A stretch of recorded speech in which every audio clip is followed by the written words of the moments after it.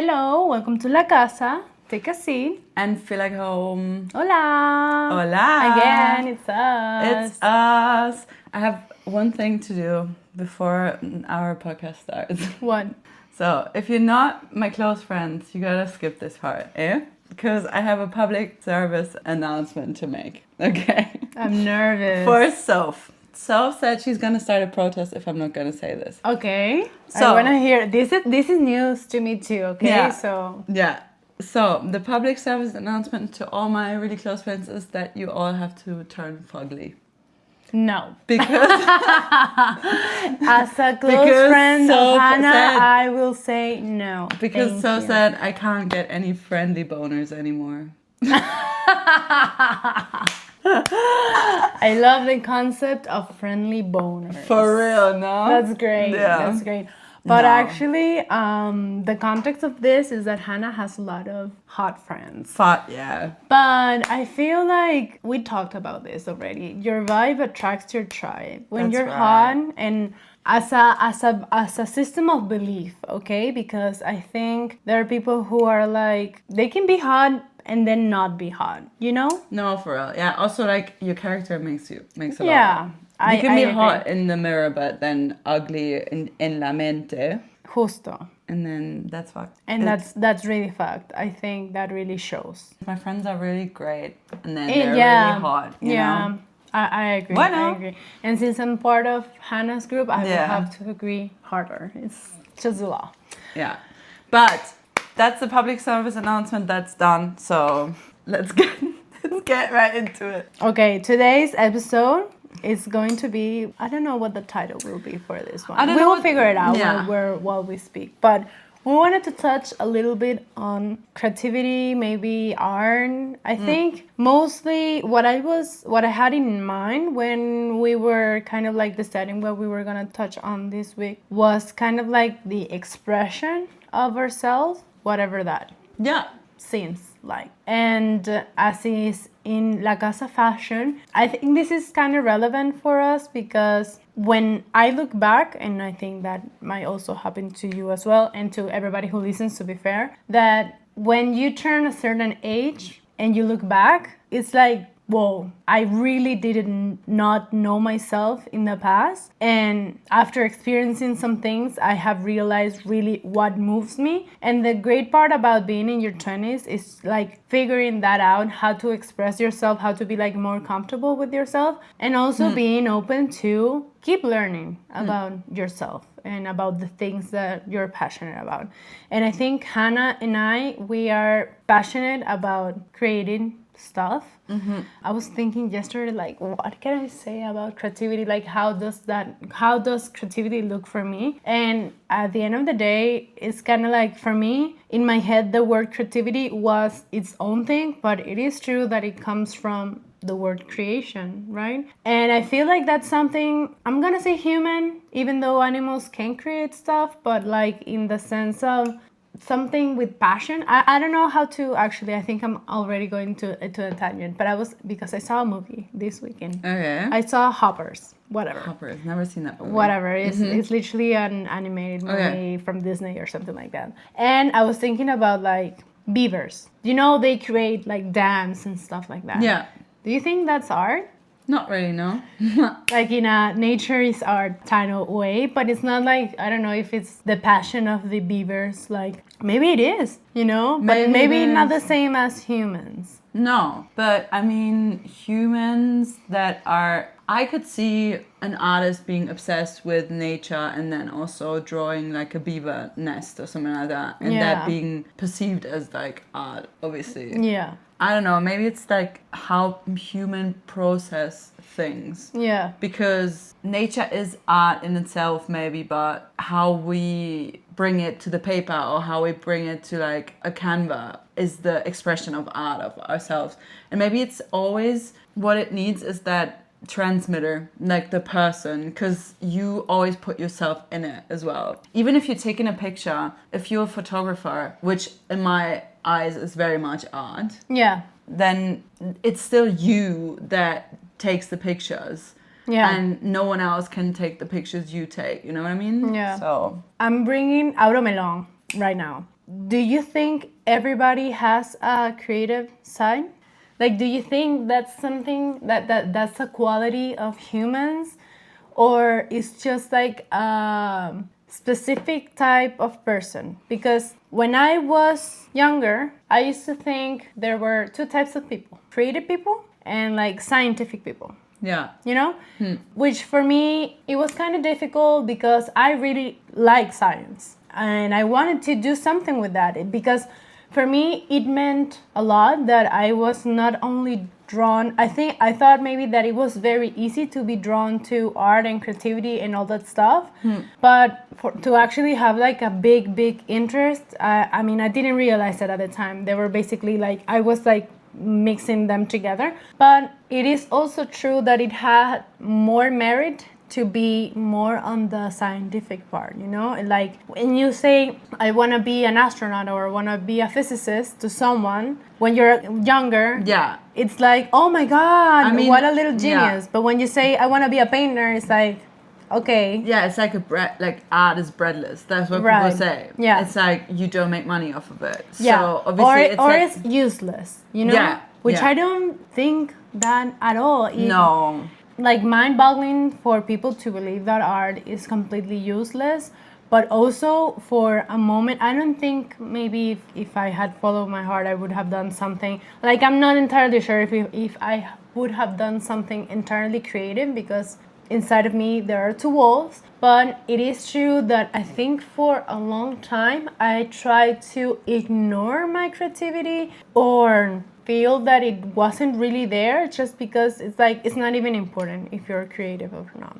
To answer your question, also maybe that I don't, you have to fact check me on that because I'm not quite sure, but I think I read somewhere that it depends on which side of your brain is more active. Yeah. So basically you have both sides. So everyone can be creative in a sense, but maybe your one brain half is just more, you use that more. Right. So you're more interested in physics or like in like very mathematic ways of thinking. Because I know for myself, my dad is he's doing maths, like he studied maths. And so he was the guy that taught me maths in school. And so I was never really bad, but I was also never good. And my dad was like, it doesn't interest you. That's the thing. Right. Why it is that way, you know? Yeah. But like in German class and everything considering language and expression, I was always really good in. I think that side of me is more active, you know?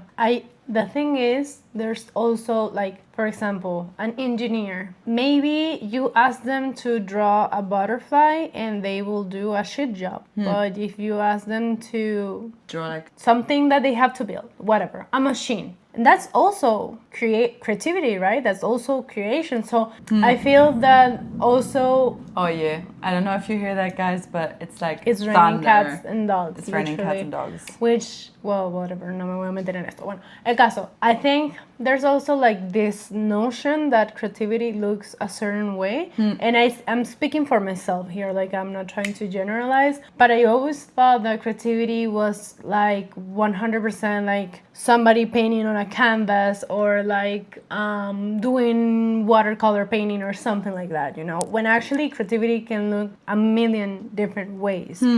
Which I think that's why a lot of people don't consider themselves creative, you know? Yeah. In my case, when I was younger, I was really interested, like I was drawing all the fucking time. I used to go to drawing classes. In my specific case, my parents had this kind of rule, which was not a bad rule, but it was basically that all three of us, like my siblings and I, we had to do like some type of sport in the afternoon. Yeah. And My parents are the same. which is great, to be fair. I think sports are very important. I love doing sports. Like, this was nothing like weird for me. But there was a moment where my parents were like, okay, you can't, I mean, you have to choose between doing a sport or doing arts, you know? And you have to do something physical. So you need to say goodbye to your painting class, you know? And I wasn't like, I was a bit disappointed, but it was like, well, it's not like I was gonna become a painter either way, you know, and it's not like I was gonna do anything from it. And I stopped drawing as much. I did it like very occasionally, but like I stopped drawing because it's just like this. I thought like this is never gonna be important for me, like in the sense of I'm never gonna get something out of this, which I think it's also a lot of the mentality of maybe like the capitalist way of thinking, that everything you do needs to be useful. You cannot do anything just for the sake of doing something. But I really do regret that because, well, now I'm a tattoo artist, and it would have been so great if I had like still pursued like I think we talked about this on the weekend or something like that, that I was thinking like, okay, maybe you need to be 18 to get your first tattoo, but you don't need to be 18 to start tattooing, you know? Even if it's just practicing, because at the end of the day, tattooing is literally drawing. You're drawing forever in the skin of someone else or your own skin. So it's kind of like I feel like I'm behind things, you know? Like I wish I did not stop pursuing like my creativity, of like acknowledging when I see things and I'm inspired by them, instead of being like, oh, that's really nice, and just moving on. It's like actually knowing how to work with my creativity. It took me a long time to actually be comfortable with trying to call myself an artist. And I feel like being an artist, sometimes that word, I think in my head, it sounds like very big.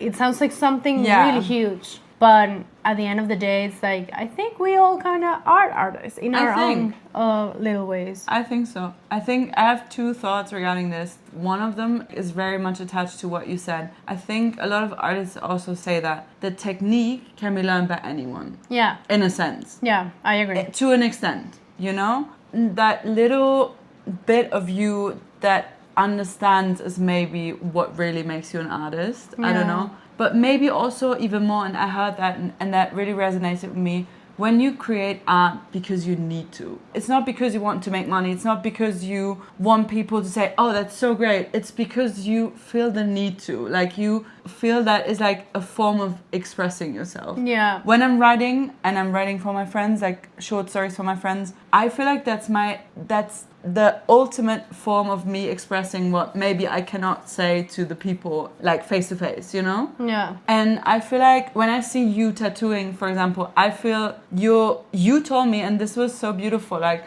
tattooing is like an energy exchange. And I don't know if like all tattoo artists see it like that, but just like saying that made me feel the creativity that you're living in that, you know what I mean? Yeah. Like to me it's important, and I think that's why a lot of tattoo artists like to tattoo their own designs and their own styles, because at the end of the day, for me, tattooing is one of like the most amazing ways of like expressing yourself, because it's like, I mean, everybody can like get rid of a tattoo, but it's like it's very permanent. It's like if I draw on a piece of paper, I can burn that piece of paper, I can throw it away, I can like rip it to pieces. You cannot do that with a tattoo. No. And it's on the person forever. Right? That's why I also think it's amazing, because it's like in my home, as we can see, this is where we record, and we have some frames and we have some prints and we have some things like in the wall, and that can be taken down. But like a tattoo, people wear on the street. Like when I'm walking on the street, nobody knows the poster that I have on my room, but everybody can see my tattoos. And I think that's, I mean, most of the times I don't feel, I mean, it's like tattoos are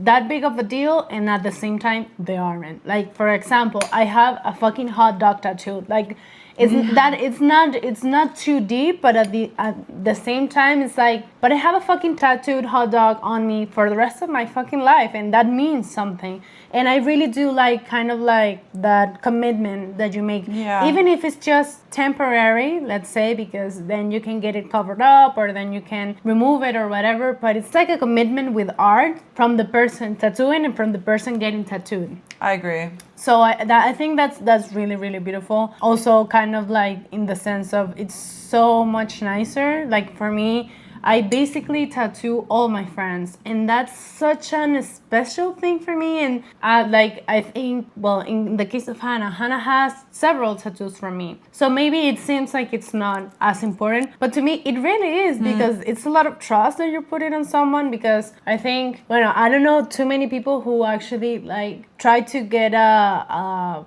¿cómo se dice? Cuadro, coño. Si es que estoy... Picture like a painting, like a yeah, I piece don't know. of art. Exacto. Yeah. Like made specifically for them. It's like maybe you see something that you like and you buy it, but it's not like you commission someone to paint something for you. Yeah, it happens, Rare, okay? Because yeah. I know, like my siblings have done it. I have some friends who have done it, but it's not like so common as people getting tattooed, let's say. But you ask for a commission of, I don't know, whatever, your pet, and you don't like it, and you're gonna be like, this is fucking bullshit. I paid for something that I didn't like. But it's not the end of the world, you know? But you're really, really, really committing to someone, like art being made in the moment and to wear it forever.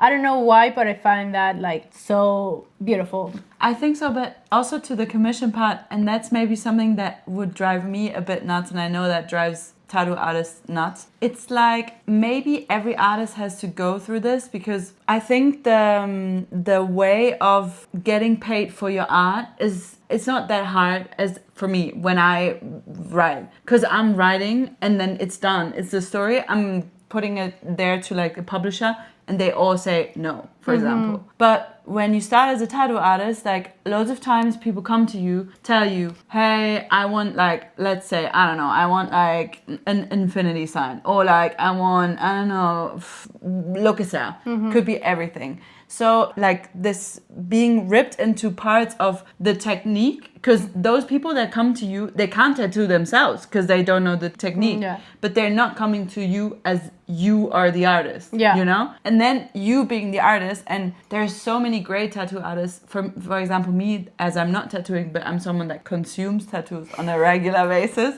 I collect tattoos from people that I really like, and from artists that I truly adore, you know? Yeah. And I would also go for, like, I went through different countries for tattoo artists. So I think that's like so interesting to me, because you're so in between those two things. But it is true that, I mean, there are some things that happen just because they need to happen that way, let's say. But I feel like most of the time, even if there was someone who came and asked me to tattoo them an infinity sign, knowing damn well that I would never get an infinity sign, or an infinity sign has nothing to do with me. But it's like, if you want me to do it, it's because there's something about me that resonates with you. We're vibing. That's a good... Somehow. So it's like, I'm happy to fulfill that for you, let's say, you know? So even though, like, obviously it comes to a point, I guess, like there are tattoo artists that have been doing it for like 20, 30 years, that it's like, I can, like, it's not this important. Like, I can resonate so much harder with people who actually fuck with my art the way that you do, you know? Like with the tattoo artists that you have gone to, because it's like, I feel like in any type of art, it's also, there are people who just simply cannot understand it. And there's also like, the thing is, maybe we're not like wealthy enough for there to be, there's not like a trend of having whatever picture put up on your wall. You know what I mean? And there's not a trend about having a statue in your house about that. I think there is, but it's not in our we don't know about it. We don't know about it. So we can really talk from experience about it. But with tattoos, it's kind of like also fashion.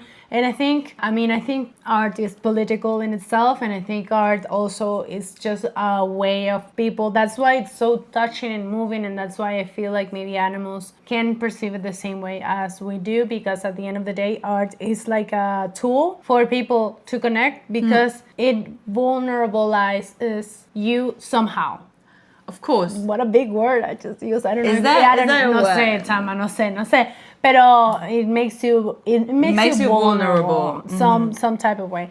And this can also happen with nature, of course. Like you see a beautiful sunset, and it's something in you like gets a little bit tender, you know. And I feel that's what being inspired. It's just like feeling tender about things. I mean, for real. And then it hurts even more when people don't like your art. To be honest, even though some even though maybe not. I don't know. I don't take it too personally. But I would say that maybe for me as a tattoo artist, I can understand that para gustos colores, it's not for everybody. Yeah. Maybe my style or just in general, tattoos are not for everybody. I think though that it's like a general art thing because also Yeah. my style of writing might not. No, but be- like I feel like for the people who are new here or whatever, Hannah writes and she writes really, really well. And I feel because as she was saying earlier, she writes stories for her friends. And I was one of those friends. And it's so good the way that she writes that it would like if I were you,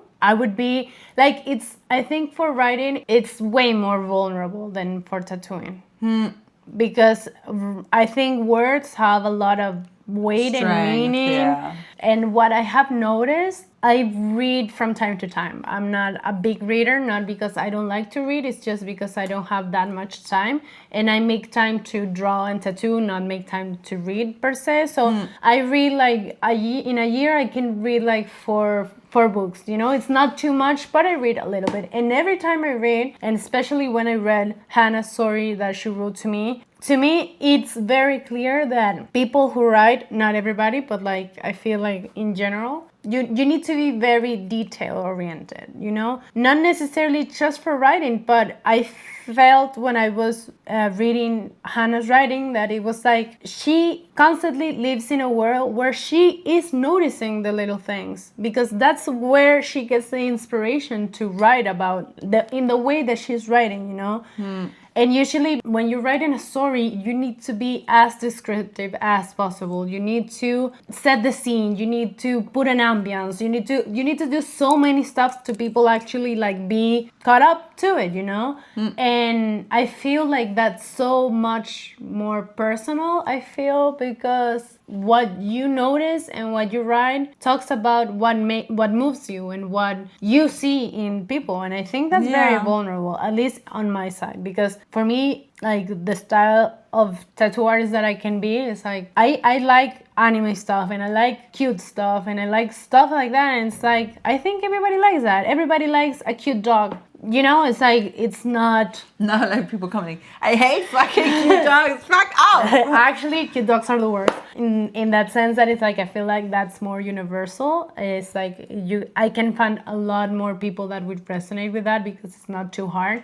And with the writing, I don't feel like your writing is just for like a niche group of people, but it is true that it's like either you get it or you don't. And if you get it, it's because you also have sensibilities of the world that surrounds you.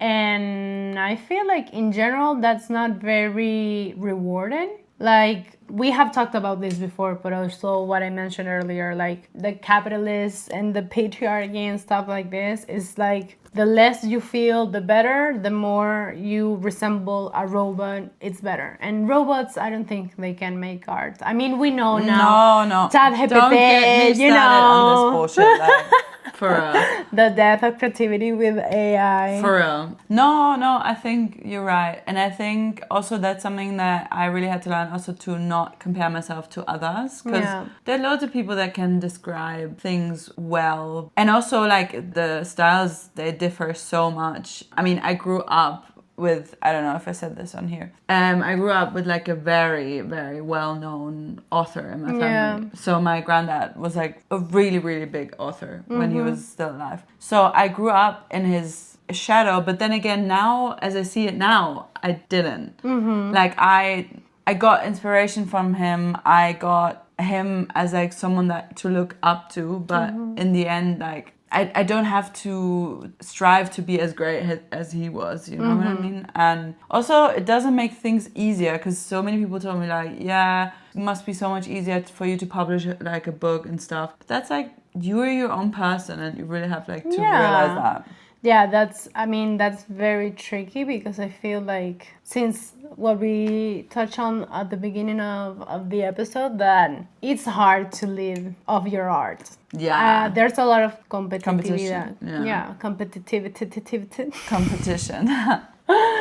And I feel that's why comparing yourself, it's like where people go wrong because obviously everybody, like at the end of the day, what everybody should want to strive to is to not really care what people think, or like not necessarily not care, but like be confident in your own thing, because And just putting it out there because you know, like, it's good in a way. Like, you're creating it and you're creating it for yourself and for the people you. For example, if I write the story, I write it for you, but I create the art for myself. yeah. And I know what I'm doing, and then like I stand behind it. Yeah, exactly. But also, everybody likes to be praised and everybody likes to be Sure. accepted. That's why I think like writing is very personal in that sense, because I have felt like what you describe of like needing to create something is like I feel it so much with tattooing and with drawing and stuff.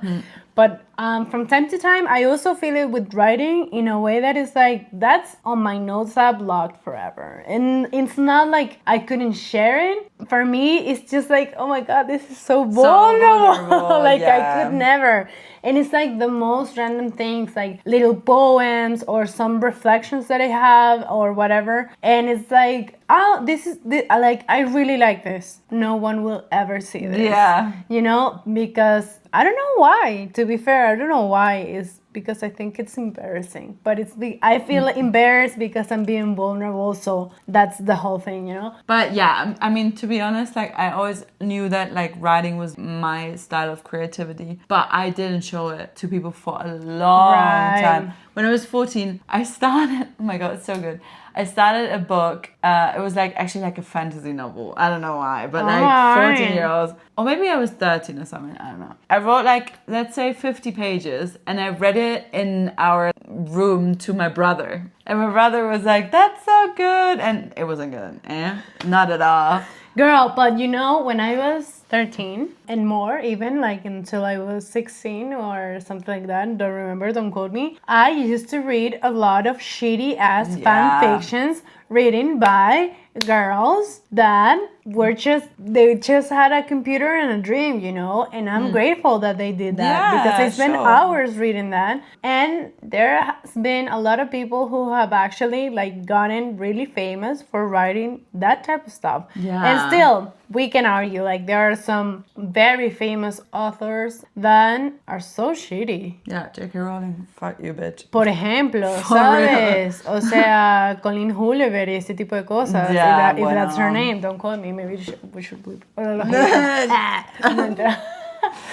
But that kind of stuff, that it's like, at the end of the day, art is subjective, right? Yeah, for sure, for sure. It's just scary to throw yourself out there in that sense. But I think, like, sometimes I look back and it's like, I wish I had started with tattoos earlier. And I mean it in the sense of believing in myself. I also wish that for writing. But then again, I also have to say to the both of us, because this is like the title of the year and the title of my life forever. It's like, we're where we're supposed to be. And Exactly. also, we have time, and I mean, you're great at tattooing now, but you're gonna be so much greater in 5 years, Right. and you're progressing all the time, you know what I mean? And Yeah. my writing as well. And just because now I'm not getting published doesn't mean that I'm not gonna be published in 5 years or in Yeah. 3 or whatever. So we got time, we're doing it now, which is great. Oh, obviously, no, that's exactly like I was Yeah. gonna get into that. That is like, it took me that long because it had to take me that long. Yeah. Like, I needed to break those mental walls that I had, like those barriers or whatever. And it took me however amount of months, however amount of years. Maybe it's a shame, probably it isn't. Like, maybe everything would look so much different if I had done it in a different type of way. Yeah.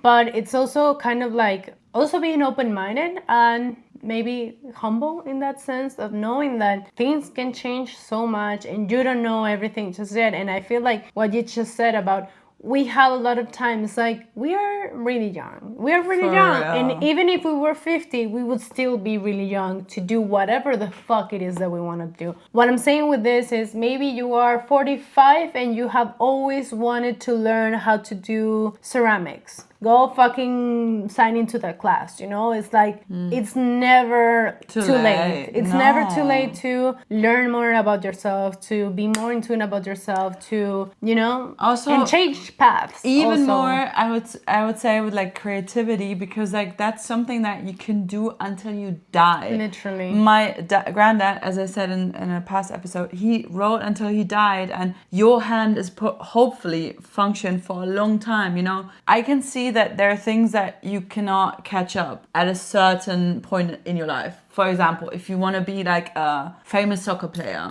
and you start at 35, that's might be too late, because your body is aging. That's it. And the market is just not there. But you can be the greatest soccer player at the local football soccer team in your town of people older than 35. You know, it's like you need to adjust it. You need to adjust it, but just coming back to the art subject, like I think with art, it's never too late, you know? Yeah. It just takes time to get those skills that you need, and you have to be patient with it. Also, if I look at my texts when I was younger, they're so much worse than they are now, even though I always like poured myself into it, but I'm also learning, I'm progressing. When I look at texts that my granddad used to write when he was like really young, they're so much worse than the ones that he wrote when he was old, because he was experienced. He wrote so many books. Like with every book you get better, obviously. Your style gets better, and whatever, you find your melody, which is something that is very beautiful for writers. He said that in like an interview, and I really live by that. It's like when you're reading my text and you can listen to my melody, then I'm doing like everything right, you know? That's so beautiful. That's gonna be the title of the episode. Finding your melody, girl. That's grand. Period. Thank you, Grandpa. That's so, that's so true. Like the fact that that's kind of what I was saying. Maybe if I had started like 5 years ago, I would have been like as good as now, or maybe not, or maybe better, or you don't know, because you have to find yourself. Maybe that's why sometimes it feels like you're running out of time, because you know that the sooner you start something, the more time you have to practice it. But it is true that everything needs to be practiced until the day you die, because you will make mistakes, you will lose yourself, you will find yourself, you will change mind, like change styles, even with creativity even more. Yeah, exactly. No, because like exactly that, be open-minded of being like, Hannah was getting a tattoo on tattooing, maybe not. No, only tattooed one time in my life, and that was horrible, so no. She was getting a tattoo on Sunday, and I, of course, went to hold her hand because it was going to be a very painful tattoo. And I was talking to the tattoo artist, and I asked her, like, have you, like, switched styles too much? Because new styles emerge. And she also said, like, yeah, maybe you start getting tattooed, and a style was, like, very popular at that moment, and then 10 years pass, and it's another type of tattoos, and you're like, I like this style better than the one that I have tattooed, maybe, blah, blah, blah. And she said, like, well, I have pretty much been always like my way, but like I tried experimenting with things and it didn't work. But it's like she had more than 10 years to do it. She had to experiment to be absolutely certain of what she was doing, and she does like the most amazing job, you know? So it's like I think also happens with a lot of stuff that it's not creativity, but it can also be seen a lot in creativity, that people are very afraid of making mistakes, me included, of course. Like I hate being wrong, to be fair, but it's like literally the only way to learn is by making mistakes. Also, and like creativity comes from your mind, like from your soul. And if you build yourself barriers, I think that's never a good thing. Like let yourself like run free. You know, try things, like try weird things. Also, sometimes when you're writing, maybe, or when you're painting or whatever. You know, and it can actually change the world, like for real. My dad says, or used to say, I think he says this to this day, that there are no errors, there are just experiences. That's how he calls it. And I feel like that's a very good way to look at things. It's like literally just another, ¿Cómo es la vaina? ¿Cómo es la vaina de another vaina in your belt, another chain in your belt, and well, whatever. Never heard Like simply like having more history to you that will confirm or maybe open your eyes in other ways. Yeah, and it makes you ready for the stops that you're passing in your life. Because we're in here now, we're doing this, we're creating together in a lot of ways. And I think we both wouldn't have been ready, let's say, 4 years ago, 5 years ago. Oh, for sure. There's And no fucking there's way. like I don't really fight with that, but like divine timing in the sense of I do you fuck with are that. I don't like the expression too much. It doesn't sound really good in my ears, but I really also fight with the thought of like you are where you're supposed to be. And if you feel stuck in the moment, maybe you have to be stuck a little bit, which Yeah. is really uncomfortable and whatever. But or you feel behind. Maybe it has a reason that you're not where you could be if you would have started like let's say 7 years earlier or something. Yeah. So I really truly believe in that. So well, now we're creating together. The way we should, I actually do find that very valuable to have close friends that are actively creating as well, because Oh my God, yeah. I feel like there's a lot of people who could create and decides not to, exactly for what I said earlier. It's like not feeling like they're good enough or it's worth something or whatever, you know? Yeah. So having people where like their drive is about creating, I like that so much. I Me feel too. like that's very special. I think that's very Madrid as well, I have to say. Viva Like, Madrid, and I'm guessing this is also true for like Barcelona and Amsterdam. could be. and this I type think of so many places. big cities, but I've never lived like. I mean, I'm from a big city, and it was like the opposite for me. But I've never had the experience to have so many creative friends and so many free spirits around me in so many different ways. I mean, tattoo artists, videographers, people that are really good at like photography, people that are writing, people that are like doing theater, people that are singing, whatever. Look at that. And it gives me so much. Like I really draw so much of my own creativity from other people's creativity, Yeah. you know? So I think that's also why I really like the thought of it. And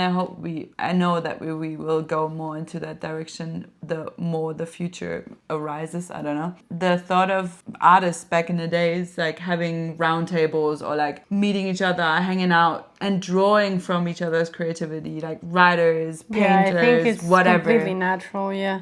They needed to be together in a way. So I really like that a lot. The thought of that. That's kind of why we created the podcast, or at least myself, because it feels good to create something that you can be proud of. Yeah. And we don't do this because it's like, let's start a podcast where we gossip about the things that are gonna happen and Yeah. they're happening right now, so we can become like really famous and stop working. Like if that happens to us, we're Grand. more than okay with it. But it's like just because it felt really good to express yourself and to Yeah. show yourself. So I think this is, I mean, the podcast is very special for me in that sense. For me as well. So I mean, we're also sharing our friendship with you guys. yeah. So that's special. Yay. So 2000 what? 2012? Yeah, puede ser. Eso.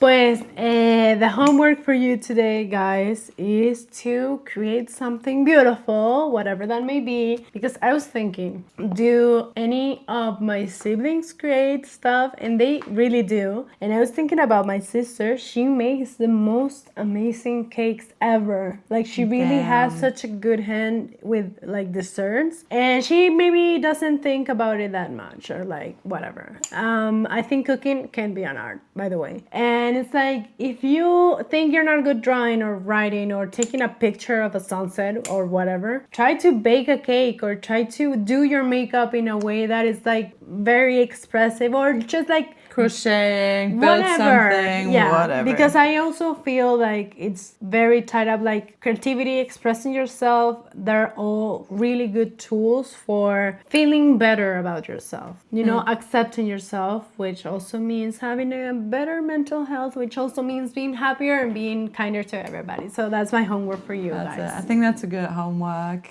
Yeah, and you can be excited because I'm gonna start something like a little being creative space together Love soon-ish. that. We're so excited to see it, Hannah. Yeah, and we see each other next Sunday. Eso. Yeah. Bye-bye. Bye.